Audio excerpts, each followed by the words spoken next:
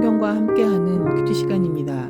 2025년 4월 17일 목요일, 오늘의 말씀은 누가복음 23장 1절로 25절입니다. 무리가 다 일어나 예수를 빌라도에게 끌고 가서 고발하여 이르되, 우리가 이 사람을 보매 우리 백성을 미혹하고 가이사에게 세금 바치는 것을 금하며 자칭 왕 그리스도라 하더이다 하니, 빌라도가 예수께 물어 이르되, 내가 유대인의 왕이냐? 대답하여 이르되, 내 말이 옳도다. 빌라도가 대제사장들과 무리에게 이르되, 내가 보니 이 사람에게 죄가 없도다 하니, 무리가 더욱 강하게 말하되, 그가 온 유대에서 가르치고 갈릴리에서부터 시작하여 여기까지 와서 백성을 소동하게 하나이다. 빌라도가 듣고 그가 갈릴리 사람이냐 물어 헤롯의 관할에 속한 줄을 알고 헤롯에게 보내니, 그때 헤롯이 예루살렘에 있더라. 헤롯이 예수를 보고 매우 기뻐하니, 이는 그의 소문을 들었으므로 보고자 한지 오래였고, 또한 무엇이나 이적 행하심을 볼까 바랐던 연고로라. 여러 말로 물으나 아무 말도 대답하지 아니하시니, 대제사장들과 서기관들이 서서 힘써 고발하더라. 헤롯이 그 군인들과 함께 예수를 업신여기며 희롱하고 빛난 옷을 입혀 빌라도에게 도로 보내니, 헤롯과 빌라도가 전에는 원수였으나 당일에는 서로 친구가 되니라. 빌라도가 대제사장들과 관리들과 백성을 불러 모으고 이르되, 너희가 이 사람이 백성을 미혹하는 자라 하여 내게 끌고 왔도다. 보라, 내가 너희 앞에서 심문하였으되 너희가 고발하는 일에 대하여 이 사람에게서 죄를 찾지 못하였고, 헤롯이 또한 그렇게 하여 그를 우리에게 도로 보내었도다. 보라, 그가 행한 일에는 죽일 일이 없느니라. 그러므로 때려서 놓겠노라. 우리가 일제히 소리질러 이르되, 이 사람을 없이 하고 바라바를 우리에게 놓아주소서 하니, 이 바라바는 성중에서 일어난 밀랑과 살인으로 말미암아 옥에 갇힌 자라라. 빌라도는 예수를 놓고자 하여 다시 그들에게 말하되, 그들은 소리질러 이르되, 그를 십자가에 못 박게 하소서, 십자가에 못 박게 하소서 하는지라. 빌라도가 세 번째 말하되, 이 사람이 무슨 악한 일을 하였느냐? 나는 그에게서 죽일 죄를 찾지 못하였나니 때려서 놓으리라 하니, 그들이 큰 소리로 재촉하여 십자가에 못 박기를 구하니 그들의 소리가 이긴지라. 이에 빌라도가 그들이 구하는 대로 하기를 언도하고, 그들이 요구하는 자 밀랑과 살인으로 말미암아 옥에 갇힌 자를 놓아주고 예수는 넘겨주어 그들의 뜻대로 하게 하니라. 오늘 본문의 해설입니다. 그들이 구하는 대로.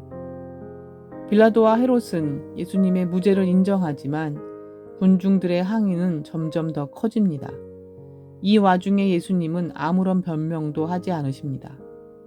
8에서 12절.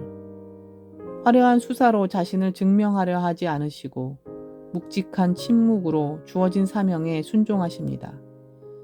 빌라도에게서 원하는 대답을 듣지 못한 종교 지도자들은 헤롯 앞에서 더 큰 목소리로 예수님을 고발했습니다. 예수님은 한 번의 기적으로 거짓 모함을 그치게 하실 수 있지만 더욱 고요하게 침묵을 지키십니다. 예수님께 중요한 것은 자신의 무죄 방면이 아니라 죄인을 구원하기 위한 죽음의 사명을 완수하는 일이기 때문입니다. 1에서 7절.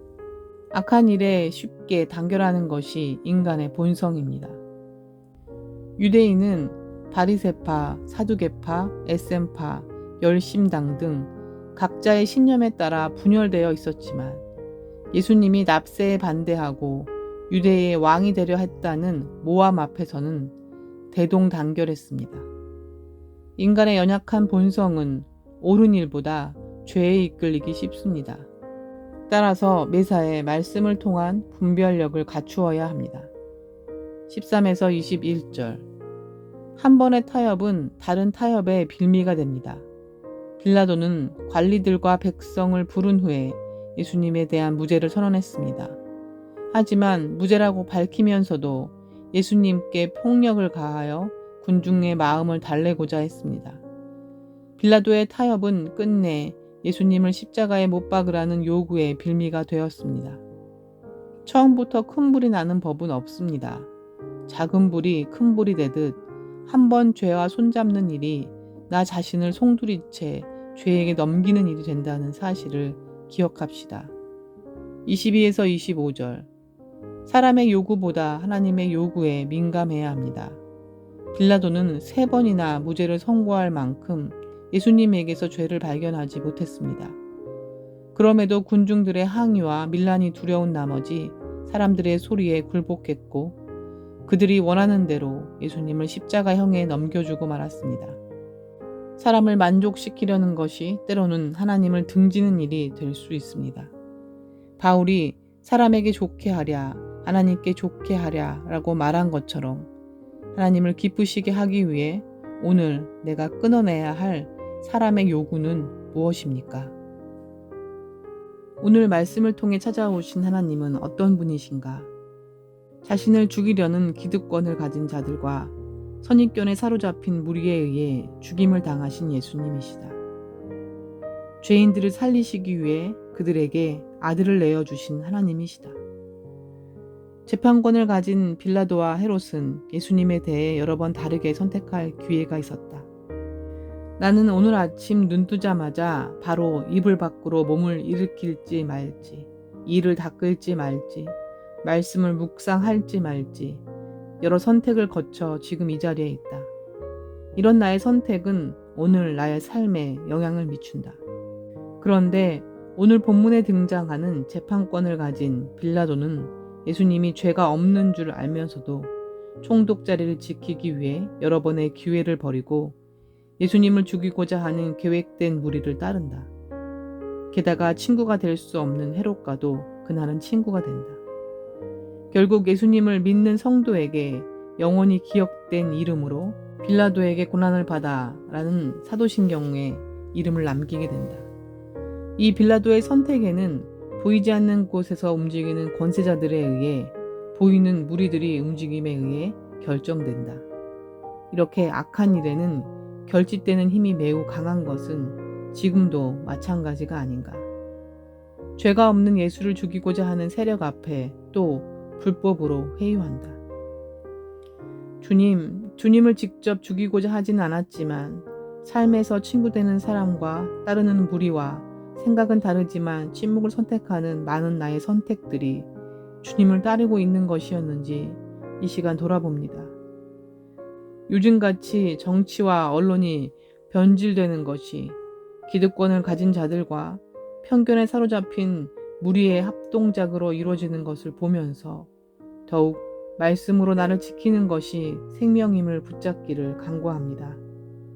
진정한 친구 되어주시는 주님께 나의 별스럽지 않은 기득권과 편견을 버리고 주님의 친구로 오늘 사는데 어떤 선택이 필요할까요?